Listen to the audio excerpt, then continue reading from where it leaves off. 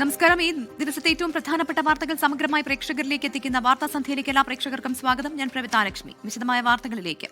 PM-ശ്രീ ധാരണാപത്രത്തിൽ വീഴ്ച സംബന്ധിച്ച് CPIM മന്ത്രിസഭയിലും ഇടതുമുന്നണിയിലും പൂർണ്ണമായ അർത്ഥത്തിലും ചർച്ച നടത്താതിരുന്നത് വീഴ്ചയാണെന്ന് CPIM സംസ്ഥാന സെക്രട്ടറി MV ഗോവിന്ദൻ തുറന്നു സമ്മതിച്ചു. അതേസമയം LDF യോഗത്തിൽ PM-ശ്രീ വിഷയം ചർച്ചയായില്ല. പദ്ധതി മരവിപ്പിക്കാനുള്ള മന്ത്രിസഭാ തീരുമാനം കേന്ദ്രത്തെ കത്ത് വഴി അറിയിക്കുന്നത് വൈകുമെന്നാണ് സൂചന. മുന്നണിയിലും മന്ത്രിസഭയിലും ചർച്ച ചെയ്യാതെ PM-ശ്രീ പദ്ധതി ധാരണാപത്രത്തിൽ ഒപ്പുവെച്ചതാണ് LDF-ൽ ഗുരുതര പ്രതിസന്ധി ഉണ്ടാക്കാൻ കാരണമെന്നും CPM-ൽ പോലും കൃത്യമായ ചർച്ച നടത്തിയില്ലെന്നും നേരത്തെ വിമർശനമുയർന്നിരുന്നു. പാർട്ടി സംസ്ഥാന നേതൃത്വം പോലും അറിയാതെയാണ് PM-ശ്രീ പദ്ധതിയിൽ സർക്കാർ ഒപ്പുവെച്ചതെന്നായിരുന്നു വിമർശനം. ഇത് ശരിവെക്കുന്നതാണ് MV ഗോവിന്ദന്റെ ഏറ്റുപറച്ചിൽ. മന്ത്രിസഭ പൂർണ്ണമായ അർത്ഥത്തിലും അതുപോലെ തന്നെ ഇടതുപക്ഷ ജനാധിപത്യ മുന്നണിയും ആ രീതിയിലുള്ള ഒരു ചർച്ച നടത്തി തീരുമാനിച്ചിട്ടില്ല എന്നുള്ള സത്യമാണ്.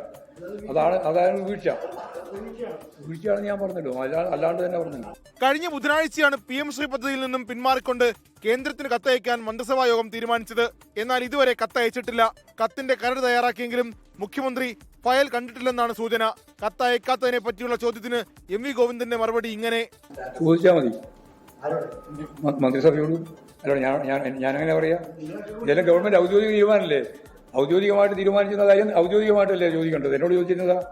PM-ശ്രീ പദ്ധതി മരവിപ്പിച്ചതിന് പിന്നാലെ SSK ഫണ്ട് ലഭിക്കാൻ വിദ്യാഭ്യാസ മന്ത്രി V ശിവൻകുട്ടി ഡൽഹിക്ക് പോകും. കേന്ദ്ര വിദ്യാഭ്യാസ മന്ത്രിയുമായി കൂടിക്കാഴ്ച നടത്താനാണ് തീരുമാനം. PM-ശ്രീ പദ്ധതി മരവിപ്പിക്കാനുണ്ടായ സാഹചര്യവും ഫണ്ട് തടയരുതെന്ന ആവശ്യവും V ശിവൻകുട്ടി കേന്ദ്രത്തെ അറിയിക്കും. 24 തിരുവനന്തപുരം. തദ്ദേശ തെരഞ്ഞെടുപ്പിൽ ഒരു മുഴം മുന്നേറിഞ്ഞ കോൺഗ്രസ്. തിരുവനന്തപുരം കോർപ്പറേഷനിൽ KS ശബരിനാഥൻ UDF-ന്റെ മേയർ സ്ഥാനാർത്ഥി. കവടിയാർ വാർഡിൽ നിന്നാണ് KS ശബരിനാഥൻ ജനവിധി തേടുന്നത്. ആദ്യഘട്ട സ്ഥാനാർത്ഥി പ്രഖ്യാപനം നടത്തി കോൺഗ്രസ്. തിരുവനന്തപുരം കോർപ്പറേഷനിൽ തിരിച്ചുവരവ് നടത്താൻ പ്രമുഖരെയും യുവാക്കളെയും പരിഗണിക്കണമെന്ന AICC നിർദ്ദേശം ഉൾക്കൊണ്ടാണ് KS ശബരിനാഥന്റെ സ്ഥാനാർത്ഥിത്വം. ശബരിനാഥൻ താമസിക്കുന്ന ശാസ്തമംഗലം വാർഡ് വനിതാ സംവരണമായതിനാലാണ് തൊട്ടടുത്ത വാർഡായ കവടിയാറിൽ മത്സരിക്കുന്നത്. 48 സ്ഥാനാർത്ഥികളെ പ്രഖ്യാപിക്കുന്നതിൽ മുൻ MLA ശ്രീ K ശബരിനാഥ് അദ്ദേഹം ഈ പ്രമുഖ സ്ഥാനാർത്ഥിയായിട്ട് കവടിയാറിൽ മത്സരിക്കുന്നു. മുതിർന്ന കോൺഗ്രസ് നേതാവ് ജോൺസൺ ജോസഫ് ഫുള്ളൂരിൽ മത്സരിക്കും. KSU ജില്ലാ വൈസ് പ്രസിഡന്റ് വൈഷ്ണവി സുരേഷ് മുട്ടട വാർഡിൽ മത്സരിക്കും. രാഹുൽ മാങ്കുട്ടത്തിനെതിരെ സമൂഹ മാധ്യമങ്ങളിൽ വിമർശനമുന്നയിച്ച യൂത്ത് കോൺഗ്രസ് സംസ്ഥാന ജനറൽ സെക്രട്ടറി നീതു വിജയൻ വഴുതക്കാട് വാർഡിൽ മത്സരിക്കും. പ്രചരണത്തിന്റെ ഭാഗമായി 101 വാർഡുകളിലും K മുരളീധരൻ നയിക്കുന്ന ജനകീയ വിചാരണ ജാഥ നാളെ പ്രതിപക്ഷ നേതാവ് VD സതീശൻ ഉദ്ഘാടനം ചെയ്യും. 10ഇടത്താണ് കഴിഞ്ഞ തെരഞ്ഞെടുപ്പിൽ UDF ജയിച്ചത്. ഇതിൽ 8 എണ്ണമാണ് കോൺഗ്രസിന്റെ സീറ്റുകൾ. 24 തിരുവനന്തപുരം. BJP നേതൃത്വത്തിനെതിരെ വിമർശനം ഉന്നയിച്ച മുൻ സംസ്ഥാന വക്താവ് MS കുമാറിനെ അനുനയിപ്പിക്കാൻ നേതാക്കൾ. കൂടുതൽ വെളിപ്പെടുത്തൽ നടത്താതിരിക്കാൻ MS കുമാറുമായി ചർച്ച നടത്തും. BJP നേതാക്കൾ ഉൾപ്പെടെ വായ്പയെടുത്ത പണം തിരികെ നൽകാത്തതിനാൽ ജീവനൊടുക്കിയ കൌൺസിലർ തിരുമനാനിന്റെ ഗതി തനിക്കുമുണ്ടാകുമെന്നായിരുന്നു MS കുമാറിന്റെ ഫേസ്ബുക്ക് പോസ്റ്റ്. കോഴിക്കോട് കൊടുവള്ളി നഗരസഭയിൽ വോട്ടർ പട്ടികയിൽ വ്യാപക ക്രമക്കേടെന്ന് വ്യക്തമാക്കുന്ന നഗരസഭാ അസിസ്റ്റന്റ് സെക്രട്ടറിയുടെ കത്ത് പുറത്ത്. 37 വാർഡുകളിലും വോട്ട് മാറ്റിയതുമായി ബന്ധപ്പെട്ട രേഖകളോ നോട്ടീസോ നഗരസഭയിൽ ഇല്ല എന്ന് കത്തിൽ. ആരോപണങ്ങൾ ശരിയെന്നും പ്രതിഷേധം കടുപ്പിക്കുമെന്നാണ് UDF-ന്റെ നിലപാട്. ആരോപണങ്ങൾ പൂർണ്ണമായും തള്ളുകയാണ് CPIM. വാർഡ് വിഭജനം പൂർത്തീകരിച്ച് കരട് വോട്ടർ പട്ടിക പുറത്തു വന്നപ്പോൾ വോട്ടുകൾ നഷ്ടമായെന്നായിരുന്നു പ്രദേശവാസികളുടെ പരാതി. പരാതിയെ തുടർന്ന് UDF-ന്റെ നേതൃത്വത്തിൽ നാട്ടുകാർ കളക്ടറേറ്റിന് മുന്നിൽ പ്രതിഷേധവുമായി എത്തി. ആരോപണത്തെ തുടർന്ന് തദ്ദേശ വകുപ്പ് ഡയറക്ടർ നഗരസഭയിൽ നേരിട്ടെത്തി പരിശോധന നടത്തി. പിന്നാലെയാണ് അസിസ്റ്റന്റ് സെക്രട്ടറിയുടെ കത്ത് പുറത്തായത്. ഒരു വാർഡിലെയും വിവരങ്ങളടങ്ങിയ നോട്ടീസോ രേഖകളോ ഓഫീസിൽ ഇല്ല എന്നതാണ് കത്തിൽ പറയുന്നത്. ബൾക്ക് ട്രാൻസ്ഫർ സംബന്ധിച്ച് നിയമാനുസൃതമായി പാലിക്കേണ്ട നടപടിക്രമങ്ങൾ പാലിച്ചില്ലെന്നും കത്തിലുണ്ട്. ഉന്നയിച്ച ആരോപണങ്ങൾ ശരിയായെന്ന് UDF. ഈ വോട്ടർ പട്ടിക റദ്ദ് ചെയ്തുകൊണ്ട് പുതിയ ഒരു വോട്ടർ പട്ടിക ഉണ്ടാക്കിയിട്ട് തെരഞ്ഞെടുപ്പ് നടപടികൾക്ക് പോകണമെന്നാണ് ഞങ്ങൾക്ക് ആവശ്യപ്പെടാനുള്ളത്. തിരഞ്ഞെടുപ്പ് ചുമതലയുള്ള മുൻ നഗരസഭാ സെക്രട്ടറിയെ സ്വാധീനിച്ച് വോട്ടർ പട്ടികയിൽ ക്രമക്കേട് നടത്തിയത് UDF എന്നാണ് LDF-ന്റെ ആരോപണം. വോട്ടില്ലാത്ത ആള് എന്ന് പറഞ്ഞത് അവരാകെ തെരഞ്ഞു പിടിച്ചിട്ട് ഒരാളെ മാത്രമേ കണ്ടുള്ളൂ. UDF മുൻ സെക്രട്ടറിയെ വെച്ച് ചെയ്താണ് അവസാന നിമിഷം. മുന്നണികൾ തമ്മിലുള്ള ആരോപണ പ്രത്യാരോപണങ്ങൾ തുടരുന്നതിനിടെ നഗരസഭയ്ക്ക് മുന്നിൽ പ്രതിഷേധത്തിനൊരുങ്ങുകയാണ് നാട്ടുകാർ. 24 കോഴിക്കോട്. കായിക വാർത്തകൾ നോക്കിയാൽ വനിതാ ഏകദിന ലോകകപ്പ് ഫൈനലിൽ ഇന്ത്യയ്ക്ക് മികച്ച തുടക്കം. ദക്ഷിണാഫ്രിക്കയ്ക്കെതിരെ വിക്കറ്റ് നഷ്ടമില്ലാതെ 90 റൺസ് പിന്നിട്ടു. ആദ്യ ലോക കിരീടമാണ് ഇരു ടീമുകളുടെയും ലക്ഷ്യം. കൂടുതൽ വിശദാംശങ്ങളുമായി അനിൽ വാസ്തേവ് സ്പോർട്സ് ഡെസ്കിൽ നിന്ന് ചേരുകയാണ്. അനിൽ, എങ്ങനെയാണ് ഇന്ത്യയുടെ തുടക്കം? ഏതൊക്കെ രീതിയിലാണ് ഇപ്പോൾ കളി പുരോഗമിക്കുന്നത്? എത്രത്തോളം പ്രതീക്ഷയുണ്ട്? കന്നി ലോക കിരീടം ലക്ഷ്യമിട്ടിറങ്ങിയ ഇന്ത്യക്ക് ഒരു മികച്ച തുടക്കം അല്ലെങ്കിൽ വെടിക്കെട്ട് തുടക്കം തന്നെയാണ് ലഭിച്ചിരിക്കുന്നത്. വിക്കറ്റ് നഷ്ടമില്ലാതെ ഇന്ത്യ 100 റൺസിലേക്ക് എത്തിയിരിക്കുകയാണ്. ഇന്ത്യക്ക് ഓപ്പണർമാരായ ഷഫാലി വർമ്മയും ഒപ്പം തന്നെ സ്മൃതി മന്ദാനയും ഗംഭീര തുടക്കമാണ് നൽകിയത്. ഷഫാലി അർദ്ധ സെഞ്ചുറിയിലേക്ക് നീങ്ങുകയാണ്. 48 റൺസ്, സ്മൃതി 39 റൺസുമായി ക്രീസിലുണ്ട്.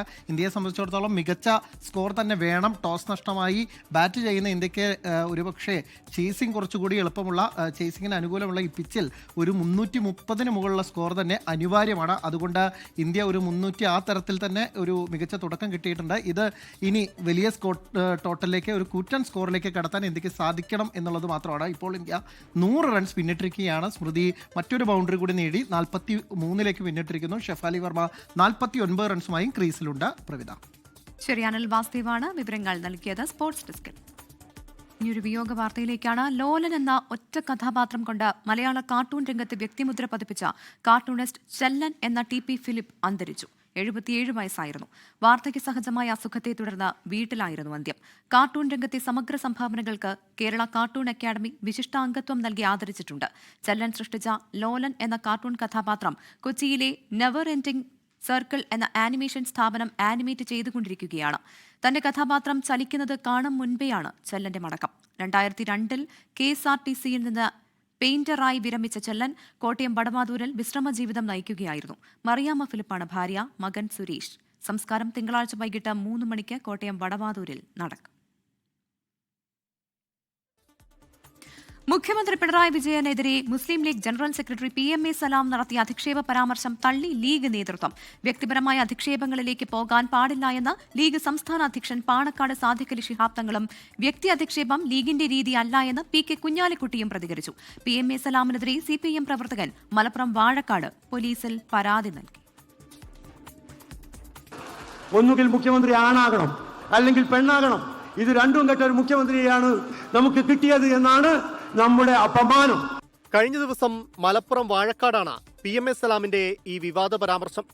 PMA സലാമിന്റെ പരാമർശത്തെ തള്ളി ലീഗ് സംസ്ഥാന അധ്യക്ഷൻ പാണക്കാട് സാദിഖലി ശിഹാബ് തങ്ങൾ. രാഷ്ട്രീയമായിട്ടുള്ള വിമർശനങ്ങൾ വ്യക്തിപരമായിട്ടുള്ള അധിക്ഷേപത്തിലേക്ക് പോകാൻ പാടില്ല. ഒരു നല്ല കാര്യമല്ല. പരാമർശത്തിൽ ലീഗ് ദേശീയ ജനറൽ സെക്രട്ടറി PK കുഞ്ഞാലിക്കുട്ടിയുടെ പ്രതികരണം ഇങ്ങനെ: വളരെ അന്തസ്സോടുകൂടി ഞങ്ങൾ വ്യക്തിപരമായിട്ടൊന്നും ഞങ്ങൾ പറയില്ല. എന്നാൽ കൂടുതൽ പ്രതികരണത്തിനില്ലെന്നാണ് PMA സലാമിന്റെ നിലപാട്. പരാമർശത്തിനെതിരെ മന്ത്രിമാർ ഉൾപ്പെടെ രംഗത്തെത്തി. സലാമിന്റെ സംസ്കാരം പുറത്തെടുത്തു എന്ന് മാത്രമേ ഞങ്ങൾ അതിനെ കാണുന്നുള്ളൂ. പരാമർശത്തിൽ ശക്തമായ പ്രതിഷേധത്തിന് ഒരുങ്ങുകയാണ് CPIM ജില്ലാ നേതൃത്വം. PMA സലാമിനെതിരെ അതിരൂക്ഷ വിമർശനമാണ് മുൻ ലീഗ് നേതാവും ഇടത് സഹയാത്രികനുമായ KS ഹംസ നടത്തിയത്. PMA സലാമിനെതിരെ മലപ്പുറം വാഴക്കാട് പോലീസിൽ CPIM പ്രവർത്തകനായ മുഹമ്മദ് ജിഫ്രി തങ്ങൾ പരാതി നൽകി. 24 തിരൂർ. ശബരിമല സ്വർണ്ണക്കൊള്ളിയിൽ പ്രത്യേക അന്വേഷണ സംഘത്തിന് നിർണായക തെളിവ് കൈമാറി ബെല്ലാരിയിലെ ജ്വല്ലറി ഉടമ ഗോവർദ്ധൻ. മുഖ്യപ്രതി ഉണ്ണികൃഷ്ണൻ പോറ്റി സ്വർണം വിറ്റത് 15 ലക്ഷം രൂപയ്ക്കാണ് എന്നാണ് മൊഴി. ശബരിമലയുടെ പേര് പറഞ്ഞ് ഉണ്ണികൃഷ്ണൻ പോറ്റി പലതവണയായി 70 ലക്ഷം രൂപ വാങ്ങിയെന്നും ഗോവർദ്ധൻ അന്വേഷണ സംഘത്തോട് പറഞ്ഞു. 24 ബ്രേക്കിംഗ്. കഴിഞ്ഞ ദിവസം തിരുവനന്തപുരത്ത് SITക്ക് മുന്നിൽ ഹാജരായി തെളിവുകൾ സഹിതമാണ് ഗോവർദ്ധൻ മൊഴി നൽകിയത്. ശബരിമലയിലെ സ്വർണം 15 ലക്ഷം രൂപയ്ക്കാണ് ഉണ്ണികൃഷ്ണൻ പോറ്റി തനിക്ക് വിറ്റത്. ശബരിമലയിലെ വിവിധ ആവശ്യങ്ങൾ പറഞ്ഞ് താനടക്കമുള്ള ആളുകളുടെ കയ്യിൽ നിന്ന് 70 ലക്ഷം രൂപ പോറ്റി വാങ്ങി. ശബരിമലയിലെ മോഷണ വിവരങ്ങൾ പുറത്തായതോടെ ഉണ്ണികൃഷ്ണൻ പോറ്റി ചെന്നൈയിലും ബംഗളൂരിലും എത്തി. തനിക്കെതിരെ ഒന്നും ആരോട് പറയരുതെന്ന് സ്പോൺസർമാരോട് ആവശ്യപ്പെട്ടു. അന്വേഷണം ആരംഭിച്ച ശേഷവും ഉണ്ണികൃഷ്ണൻ പോറ്റി ശബരിമലയുടെ പേര് പറഞ്ഞ് പണം പിരിക്കാൻ ശ്രമിച്ചു. എന്നാൽ താനടക്കം പിന്നീട് പണം നൽകിയില്ല എന്നും ഗോവർദ്ധൻ മൊഴി നൽകി. കേസിൽ കൂടുതൽ ദേവസ്വം ഉദ്യോഗസ്ഥരെ ചോദ്യം ചെയ്യാനും അന്വേഷണ സംഘം തയ്യാറെടുക്കുകയാണ്. നിലവിലെ മൊഴി പരിശോധിച്ച് ഗോവർദ്ധനെ മാപ്പുസാക്ഷിയാക്കാൻ കഴിയുമോ എന്നും SIT പരിശോധിക്കുന്നുണ്ട്. S. ശ്യാംകുമാർ, 24 കൊച്ചി. ബീഹാറിൽ കോൺഗ്രസിനെതിരെ ഓപ്പറേഷൻ സിന്ധൂർ ആയുധമാക്കി പ്രധാനമന്ത്രി നരേന്ദ്രമോദി. ഓപ്പറേഷൻ സിന്ധൂർ പാകിസ്ഥാനെ പോലെ കോൺഗ്രസിനെയും ഞെട്ടിച്ചുവെന്ന് പരാമർശം. വാചകക്കസർത്തല്ലാതെ ജനങ്ങൾക്കായി ഒന്നും ചെയ്യാൻ BJPക്കാവില്ല എന്ന് രാഹുൽ ഗാന്ധിയും തിരിച്ചടിച്ചു. തിരഞ്ഞെടുപ്പ് പ്രചാരണത്തിനിടെ സംസ്ഥാനത്തുണ്ടായ അക്രമ സംഭവങ്ങളിൽ നിലവിലെ സർക്കാരിന് ഉത്തരവാദിത്തമുണ്ടെന്ന് കോൺഗ്രസ് നേതാവ് സച്ചിൻ പൈലറ്റ് 24നോട് പറഞ്ഞു. अगर जंगल राज वाले होते, उनके साथी कांग्रेस वाले होते, तो आपके हक का ये सारा का सारा पैसा लूटकर अपनी तिजोरी भर लेते. ഓപ്പറേഷൻ സിന്ധൂർ ഇത്തവണയും കോൺഗ്രസിനെതിരെ ആയുധമാക്കുകയാണ് പ്രധാനമന്ത്രി നരേന്ദ്രമോദി. രാഹുൽ ഗാന്ധിയും തേജസ്വി യാദവും ജംഗിൾ രാജിനായാണ് വോട്ട് തേടുന്നതെന്നും അദ്ദേഹം വിമർശിച്ചു. ട്രംപിനെയും ബിസിനസ്സുകാരെയുമാണ് മോദിക്ക് പേടിയെന്ന് രാഹുൽ ഗാന്ധിയും തിരിച്ചടിച്ചു. മൊക്കാമയിൽ ജൻസുരാജ് പാർട്ടി നേതാവ് ദുലാർചന്ദ് യാദവ് കൊല്ലപ്പെട്ട സംഭവത്തിൽ അർദ്ധരാത്രിയോടെ JDU സ്ഥാനാർത്ഥി ആനന്ദ് സിംഗിനെ പോലീസ് അറസ്റ്റ് ചെയ്തു. ക്രമസമാധാന നില തകർന്നതിൽ നിതീഷ് കുമാർ സർക്കാരിന് ഒഴിഞ്ഞുമാറാനാകില്ലെന്ന് സച്ചിൻ പൈലറ്റ് 24-നോട് പറഞ്ഞു. The fact that the murder was allowed to take place, the state government has to take responsibility for that, no? And today election commission officers are in charge of law and order, not the state government. സംഘർഷങ്ങളുടെ പേരിൽ SP അടക്കം ഉദ്യോഗസ്ഥരെ ഇന്നലെ തെരഞ്ഞെടുപ്പ് commission suspend ചെയ്തിരുന്നു. ബീഹാറിൽ നിന്നും വരുൺ വടശ്ശേരിക്കൊപ്പം ശ്രീനാഥ് ചന്ദ്രൻ, 24. കാസർഗോഡ് ബേവിഞ്ചയിൽ ദേശീയപാത നിർമ്മാണത്തിനിടെ ആത്മഹത്യാ ഭീഷണി ഉയർത്തി കുടുംബം. ദേശീയപാത നിർമ്മാണത്തിനായി ഏറ്റെടുക്കുന്ന സ്ഥലത്തിന് പണം നൽകണമെന്നാവശ്യപ്പെട്ടായിരുന്നു പ്രതിഷേധം.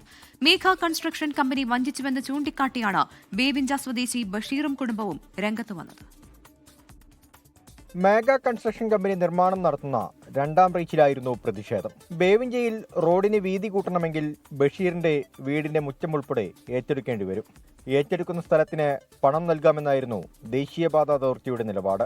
എന്നാൽ റോഡ് നിർമ്മിച്ചാൽ വീട് താമസയോഗ്യമല്ലെന്നും മുഴുവൻ സ്ഥലവും ഏറ്റെടുക്കണമെന്നും ചൂണ്ടിക്കാട്ടി ബഷീർ ഹൈക്കോടതിയെ സമീപിച്ചു. നിർമ്മാണ പ്രവൃത്തികൾക്ക് കോടതി സ്റ്റേ അനുവദിക്കുകയും ചെയ്തു. ഇതിന് പിന്നാലെ കരാർ കമ്പനി കോടതിയെ സമീപിക്കുകയും നിർമ്മാണാനുമതി വാങ്ങുകയും ചെയ്തു. ഇതോടെയാണ് കുടുംബം പ്രതിഷേധവുമായി രംഗത്തെത്തിയത്. നമ്മൾ പറഞ്ഞ പോലെ ഫുള്ള് തന്നില്ലെങ്കിൽ നമ്മൾ ഇതിന് എന്തായാലും ഒരുങ്ങൂല. നമ്മൾ ഏതറ്റം വരെ നമ്മൾ പോകാൻ റെഡിയാണ്. ദേശീയപാത അതോറിറ്റി പിടിവാശി അവസാനിപ്പിച്ച് ജനങ്ങളുടെ ദുരിതത്തിന് പരിഹാരം കാണണമെന്ന് NA നെല്ലിക്കുന്ന് MLA. ഈ വീടിന് മാത്രം അത്തരത്തിലുള്ള പാരിതോഷികം ഇല്ല എന്ന് പറയുമ്പോൾ അത് ക്രൂരമായ ഒരു അനീതിയാണ് എന്ന കാര്യത്തിൽ യാതൊരു സംശയമില്ല. പോലീസിന്റെ മധ്യസ്ഥതയിൽ കരാർ കമ്പനിയുമായി നടത്തിയ ചർച്ചയിൽ വീടിന്റെ ചുറ്റുമതിലിനകത്തേക്ക് നിർമ്മാണം നടത്തില്ലെന്ന് ഉറപ്പു നൽകി. ഇതോടെയാണ് പ്രതിഷേധം അവസാനിപ്പിച്ചത്. 24 കാസർഗോഡ്. രാജ്യത്തിന്റെ സൈനിക സേവനങ്ങൾക്ക് കരുത്തു പകരുന്ന വാർത്താവിനിമയ ഉപഗ്രഹമായ CMS-03 വിക്ഷേപണം വിജയം. ശ്രീഹരിക്കോട്ടയിലെ സതീഷ് ധവാൻ സ്പേസ് സെന്ററിൽ നിന്ന് കുതിച്ചുയർന്ന LVM-3 ഉപഗ്രഹത്തെ നിർദ്ദിഷ്ട ഭ്രമണപഥത്തിൽ എത്തിച്ചു. 3, 2, 1, 0. S200 motors ignited, plus 5 seconds. ശ്രീഹരിക്കോട്ടയിലെ സതീഷ് ധവാൻ സ്പേസ് സെന്ററിലെ രണ്ടാം വിക്ഷേപണത്തറയിൽ നിന്ന് 5:26-ന് LVM-3 ലോഞ്ച് വെഹിക്കിളിലായിരുന്നു വിക്ഷേപണം. രാജ്യത്തിന്റെ അഭിമാനമായ ചന്ദ്രയാൻ 3 ദൌത്യം ലക്ഷ്യത്തിലെത്തിച്ച LVM-3യുടെ 5ാം കുതിപ്പും വിജയകരം. ഇന്ത്യയിൽ നിന്ന് ഭൂസ്ഥിര ഭ്രമണപഥത്തിലേക്ക് അയക്കുന്ന ഏറ്റവും ഭാരം കൂടിയ വാർത്താവിനിമയ ഉപഗ്രഹമാണ് CMS-3. ഭാരം 4410 kilogram. LVM-3 M5 launch vehicle has successfully injected the CMS-03 communication satellite in the required orbit. The satellite weighing 4,410 kg is precisely injected within the specification of the orbit. 2013 വിക്ഷേപിച്ച GSAT-7 അഥവാ രുക്മിണി ഉപഗ്രഹത്തിന്റെ കാലാവധി അവസാനിച്ചതോടെയാണ് ISRO നാവികസേനയുമായി CMS-3ക്ക് കരാർ ഒപ്പിട്ടത്. GSAT-7നേക്കാൾ അത്യാധുനിക സാങ്കേതിക സംവിധാനമുള്ള ഉപഗ്രഹം ദേശസുരക്ഷയിൽ അതിനിർണായകമാകും. സമുദ്രമേഖലയിൽ വാർത്താവിനിമയ ബന്ധം ശക്തിപ്പെടുത്തുകയാണ് CMS-3യുടെ പ്രധാന ലക്ഷ്യം. നാവികസേനയുടെ കരയിലുള്ള വിവിധ കമാൻഡ് സെന്ററുകളും വിമാനവാഹിനി കപ്പലുകൾ ഉൾപ്പെടെയുള്ള കപ്പൽ വ്യൂഹങ്ങളും തമ്മിലുള്ള വാർത്താവിനിമയം ലക്ഷ്യമിട്ടുള്ള ഉപഗ്രഹം നാവികസേനയ്ക്ക് മുതൽക്കൂട്ടാകും. കര, നാവിക, വ്യോമസേനകൾ തമ്മിലുള്ള ബന്ധം കൂടുതൽ സുഗമമാക്കാനും CMS-3 ഉപകരിക്കും. Research desk 24. കോഴിക്കോട് താമരശ്ശേരി കട്ടിപ്പാറയിലെ ഫ്രഷ് കട്ട് അറബ് മാലിന്യ സംസ്കരണ യൂണിറ്റിനെതിരെ സമരം ശക്തമാക്കി വീട്ടമ്മമാർ. ഫാക്ടറി തുറന്നു പ്രവർത്തിപ്പിക്കാൻ അനുവദിക്കില്ല എന്നാണ് നിലപാട്. അതിനിടെ സംഘർഷത്തിൽ DIG യതീഷ് ചന്ദ്ര ഗൂഢാലോചന നടത്തിയെന്നാരോപിച്ച് കർഷക കോൺഗ്രസ് മുഖ്യമന്ത്രിക്ക് പരാതി നൽകി. ലോകത്തെവിടെയായാലും ഏത് സമയത്തും 24 വാർത്തകളും ഓഗ്മെന്റഡ് റിയാലിറ്റി പാക്കേജുകളും എക്സ്പ്ലെയിനറുകളും വിശദമായി കാണാൻ ഞങ്ങളുടെ YouTube ചാനൽ നിങ്ങൾക്ക് സബ്സ്ക്രൈബ് ചെയ്യാം.